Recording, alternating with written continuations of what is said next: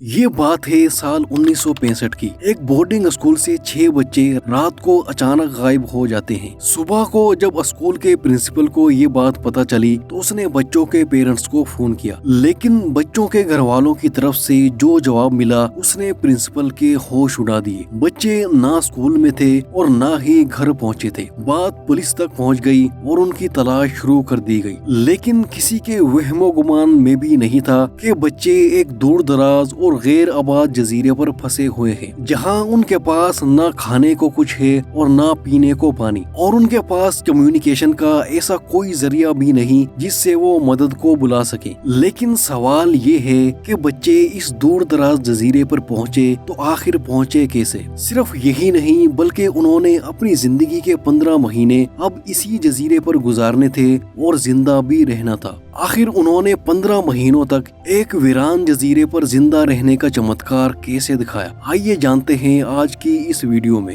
ناظرین، یہ 6 بچے ٹونگا کے ایک بہت بڑے بورڈنگ اسکول میں پڑھتے تھے۔ عام طور پر بورڈنگ اسکولز کی روٹین اور رولز بہت سخت ہوتے ہیں، وقت پر کھانا، وقت پر سونا اور وقت پر اٹھنا۔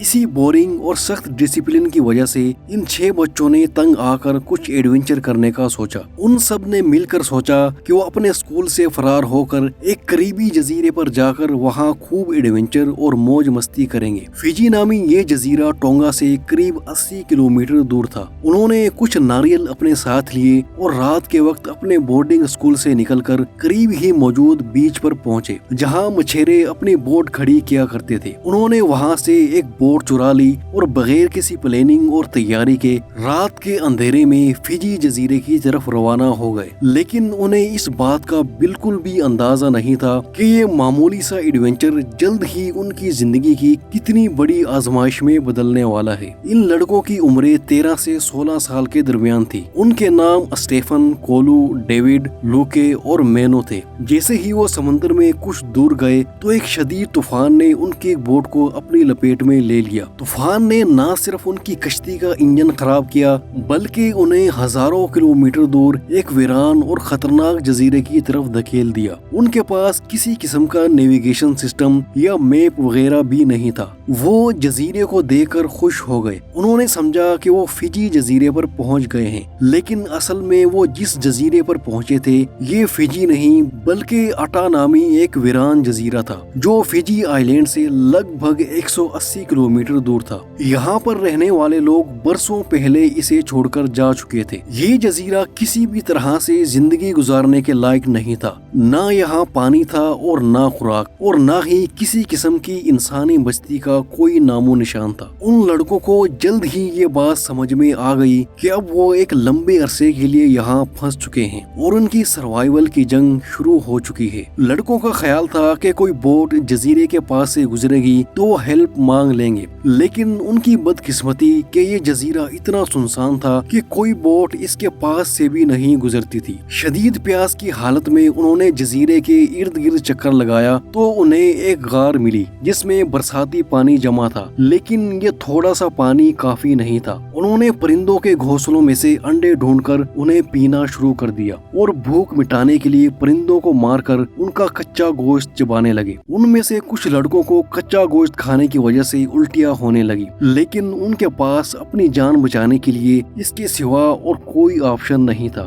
جب کبھی بارش ہوتی تو وہ پانی جمع کرنے کے لیے ان ناریلز کو پیالے کی طرح استعمال کرتے جو وہ اسکول سے نکلتے وقت اپنے ساتھ لے آئے تھے۔ اسی طرح کئی دن گزر گئے۔ وہ اس امید پر گزارا کر رہے تھے کہ کبھی تو کوئی بوٹ اس جزیرے کے پاس سے گزرے گی تو وہ اپنے گھر واپس جا سکیں گے، لیکن اسی آس میں دن ہفتوں میں بدل گئے اور ہفتے مہینوں میں۔ وہ جزیرے پر بری طرح سے پھنس کر رہ گئے تھے، لیکن حیرت انگیز بات یہ ہے کہ 15 ماہ کے اس طویل عرصے میں ان کے درمیان کبھی کوئی بڑی لڑائی نہیں ہوئی، بلکہ انہوں نے آپس میں بھائی چارے اور اتفاق سے کام کیا۔ انہوں نے ذمہ داریاں آپس میں بانٹ لی تھی۔ کچھ لڑکے پانی تلاش کرتے، کچھ کھانا ڈھونڈتے اور کچھ جزیرے کے کنارے پر بیٹھ کر کسی بوٹ کے وہاں سے گزرنے کا انتظار کرتے۔ وہ لڑکے ذہنی طور پر اب یہ مان چکے تھے کہ شاید اب وہ اس جزیرے سے کبھی نہ نکل پائیں اور انہیں اپنی زندگی کے آخری دن اسی جزیرے پر گزارنے پڑیں گے۔ وہیں پر ٹونگا میں موجود لڑکوں کے پیرنٹس بھی یہ مان چکے تھے کہ ان کے بچے اب کبھی نہ لوٹیں گے۔ ٹونگا پولیس نے بھی اب یہ کیس بند کر دیا تھا، یہاں تک کہ ان لڑکوں کو مردہ سمجھ کر ان کے پیرنٹس نے ان کے لیے تعزیتی تقریبات بھی کر لی تھی۔ دوسری طرف جزیرے پر موجود لڑکے زندہ رہنے کے لیے جنگ لڑ رہے تھے۔ ایک دن جب اسٹیفن اور ڈیوڈ پرندوں کو پکڑ رہے تھے تو اسٹیفن کی نظر ایک بڑے سے پرندے پر پڑی جو پہاڑی کے کنارے بیٹھا تھا۔ اس پرندے کو پکڑنے کی کوشش میں اسٹیفن وہاں سے نیچے گر گیا۔ خوش قسمتی سے اس کی جان تو بچ گئی، لیکن اس کی ایک ٹانگ میں شدید چوٹ آئی۔ بعد میں وہ سب مل کر اسے واپس اوپر لے آئے، لیکن ان کے پاس نہ کوئی دوا تھی اور نہ ہی زخم پر رکھنے کے لیے کوئی مرہم تھا۔ اسٹیفن کی حالت بگڑتی جا رہی تھی اور درد بڑھتا جا رہا تھا۔ تب ہی ان میں سے ایک لڑکے کے ذہن میں ایک آئیڈیا آیا۔ اس نے لکڑیوں اور پتوں سے اسٹیفن کی ٹانگ کو باندھ دیا، جس سے اسٹیفن کا درد کم ہوا اور اس کی حالت بہتر ہونے لگی۔ اتنا لمبا عرصہ اس جزیرے پر گزارنے کے بعد لڑکوں نے وہاں جینا سیکھ لیا تھا۔ انہوں نے کسی نہ کسی طرح آگ جلانے کی ترکیب بھی ڈھونڈ نکالی۔ اب وہ کچا گوشت کھانے کے بجائے پکا کر کھا سکتے تھے۔ آگ جلانے کا ایک سب سے بڑا فائدہ یہ ہوا کہ اب انہیں ہر وقت پہاڑی پر بیٹھ کر کسی شپ کا انتظار کرنے کی ضرورت نہیں تھی، بلکہ آگ کا دھواں ان کے لیے ایک بہترین سگنل کا کام دینے لگا، کیونکہ یہ دور سے ہی دکھائی دینے لگتا تھا اور وہاں سے گزرتا ہوا کوئی بھی شپ انہیں آسانی سے دیکھ سکتا تھا۔ اب وہ درختوں کے پتوں اور ٹہنیوں سے جھونپڑیاں بنا کر رہنے لگے تھے۔ اسی طرح دن گزرتے رہے اور انہیں اس جزیرے پر آئے اب 15 مہینے ہو چکے تھے کہ ایک دن پیٹر نامی ایک آسٹریلین مچھیرا اپنی بوٹ میں اس طرف آ نکلا۔ پیٹر نے جب جزیرے سے دھواں اٹھتا دیکھا تو اسے کچھ گڑبڑ کا احساس ہوا۔ اس نے اپنی دوربین سے جزیرے کی طرف دیکھا تو اسے بچے نظر آ گئے۔ جب وہ لڑکوں کے پاس پہنچا اور ان کی کہانی سنی تو وہ حیران رہ گیا۔